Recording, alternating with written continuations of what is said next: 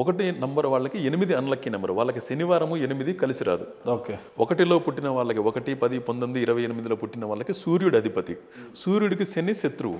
శని నంబర్లు 8, 17, 26 శనివారాలు. సో ఈ 1 నంబర్లో పుట్టిన వాళ్ళు వాళ్ళ పెళ్ళిళ్ళు కానివ్వండి, వాళ్ళు ఉండే హౌస్ నెంబర్ కానివ్వండి, వాళ్ళ బ్యాంక్ అకౌంట్ నెంబర్ కానీ, వెహికల్ నెంబర్లు కానీ, వాళ్ళు ఏదైనా ఒక బిజినెస్ స్టార్ట్ చేసే డేట్లు కానివ్వండి, ఈ 8 నంబర్ సిరీస్లో ఇనిషియేట్ చేశారనుకోండి, వాళ్ళకి చాలా ప్రాబ్లమ్స్ వస్తాయి.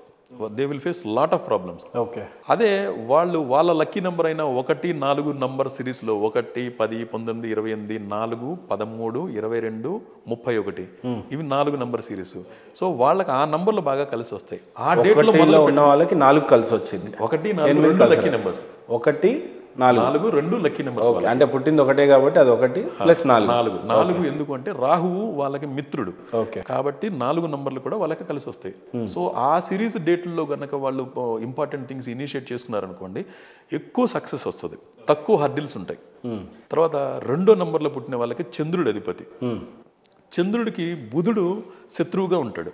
ఇది నేను నా పరిశోధనలో గమనించింది. నేను ఇందాక చెప్పాను కొన్ని వేల డేట్ ఆఫ్ బర్త్లు, జననాలు, మరణాల మీద వర్క్ చేసిన తర్వాత ఇట్లాగే కొన్ని నాకు జీవితంలో ఇప్పటివరకు 25 సంవత్సరాల్లో ఎదురైన బిజినెస్ కానివ్వండి, రకరకాల పరిస్థితుల్లో ఉన్న వాళ్ళకి 2వ నంబర్ వాళ్ళకి 5 ఎక్కువగా యాంటీగా ఉంటుంది. 5 యాంటీ. సో 2వ నంబర్లో పుట్టిన వాళ్ళకి చంద్రుడు అధిపతి. ఈ 2వ నంబర్ వాళ్ళకి కేతువు మిత్రుడు, బుధుడు శత్రువు. సో 2వ నంబర్ వాళ్ళకి 7వ నంబర్ లక్కీ. 2, 7 లక్కీ నెంబర్స్ అవుతాయి.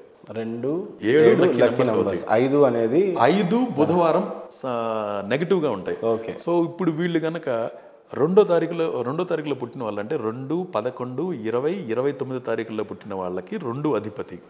వాళ్ళకి కేతువు మిత్రుడు అంటే 7, 16, 25 తారీఖులు వాళ్ళకి కలిసి వస్తాయి.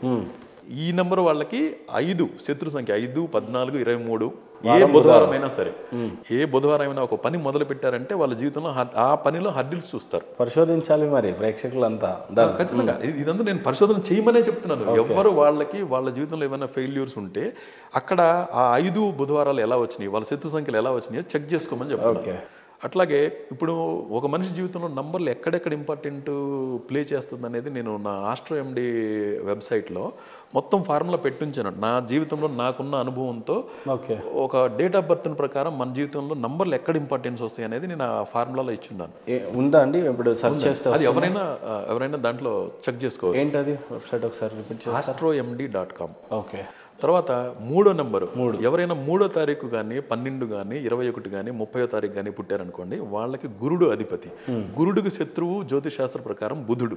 సో ఈ 3వ నంబర్ వాళ్ళకి కుజుడు బాగా మిత్రుడు అంటే 9వ నంబర్ బాగా కలిసి వస్తుంది. 3 తారీఖున పుట్టిన వాళ్ళకి, 3 సిరీస్లో పుట్టిన వాళ్ళకి 3, 9 లక్కీ నెంబర్లు. అట్లాగే గురువారము, మంగళవారం కలిసి వస్తాయి. అదే కలిసి రాని వారం బుధవారం మళ్ళీ 5. 3వ నంబర్ వాళ్ళకి కూడా 5 అన్లక్కీ అన్నమాట. ఓకే. సో ఇప్పుడు 3వ నంబర్లో పుట్టిన వాళ్ళు ఎవరైనా ఇప్పుడు ఫైనాన్షియల్గా బాగా స్ట్రగుల్స్ అవుతున్నారు అనుకుంటే జస్ట్ వాళ్ళ బ్యాంక్ అకౌంట్ నెంబర్ని చెక్ చేసుకున్నారు అనుకోండి, ఎన్నో సంవత్సరాల నుంచి కంటిన్యూస్గా బ్యాడ్లో ఉంటున్నారంటే ఖచ్చితంగా 5 ఉండే అవకాశమే ఉంటుంది. లేదా వాళ్ళ అకౌంట్ 5వ తారీఖునే యాక్టివేట్ చేయబడి ఉంటుంది. 5 బుధవారాల్లోనే యాక్టివేట్ చేయబడి ఖచ్చితంగా. అంటే మీ బ్యాంక్ అకౌంట్ నెంబర్ మీ అన్లక్కీ డేట్ని యాక్టివేట్ అయినా కూడా దానికి బలం ఉండదు, మిమ్మల్ని ఆర్థికంగా పరిపుష్టం చేయదు. అట్లాగే 4వ నంబర్లో పుట్టిన వాళ్ళు ఉన్నారనుకోండి, వాళ్ళకి రాహు అధిపతి. రాహువుకు సూర్యుడు మిత్రుడు అంటే 4, 1 వాళ్ళకి కలిసి వస్తాయి. రాహువుకి శత్రువు శుక్రుడు. శుక్రుడు యొక్క నంబర్ 6. సో 4వ తారీఖులో పుట్టిన వాళ్ళకి ఎవరికైనా 6 అన్లక్కీ నెంబర్గా ఉండబడుతుంది.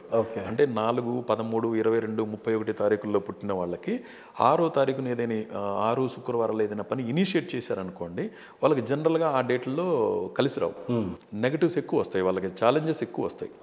తర్వాత 5వ నంబర్లో పుట్టిన వాళ్ళు ఉంటారనుకోండి, 5 వాళ్ళకి మీరు ఒక ఇదేం క్రియేట్ చేశారంటే నా గురించి తెలుసుకుందాం అంటే నాదేమో లాస్ట్ ఉంది. మీరు 1 నుంచి స్టార్ట్ అయ్యారు అంటే అనుకుంటున్నాను ఇంటర్వ్యూ అంటే ఇప్పుడు ఊరికనే సబ్జెక్ట్ గురించి చేసుకుంటాం అంటే ప్రజలకు ఉపయోగపడాలి కదా. నేను తెలుసుకున్నది నాకు ఉపయోగపడిన నాలెడ్జ్ నేను షేర్ చేసుకుంటున్నాను. వాళ్ళు వాళ్ళ సొంత చెక్ చేసుకుంటే ఎక్కడ ఈ నంబర్లో వచ్చి వాళ్ళకి ఇబ్బంది. నాకు కూడా ఇప్పుడే దమ్మున్న ఇంటర్వ్యూ అనిపించింది.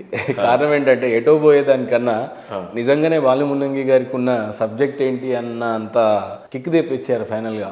సో 5 నంబర్ వాళ్ళకి అధిపతి బుధుడు.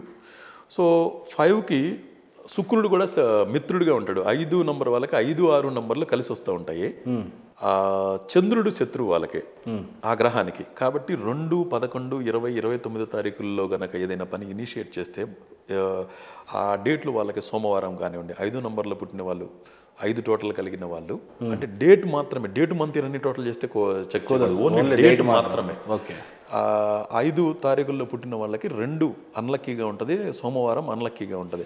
బెటర్ ఇంపార్టెంట్ థింగ్స్ని ఆ డేట్లో అవాయిడ్ చేయండి. అగ్రిమెంట్లు చేయటం, బ్యాంకు నెంబర్ టోటల్ చేస్తే ఆ నంబర్లు ఉండటం. ఎక్కువ మందికి బ్యాంక్ నెంబర్లో ప్రతి వాళ్ళు ఇది చెక్ చేసుకుని ఏ డేట్లో పుట్టారో ఆ టోటల్ వచ్చే నెంబర్ని కనుక యాక్టివేట్ చేసుకుంటే ఖచ్చితంగా వాళ్ళ దాంట్లో చాలా తేడా వస్తుంది. వాళ్ళ అది నా దాంట్లోనే నేను చూశాను.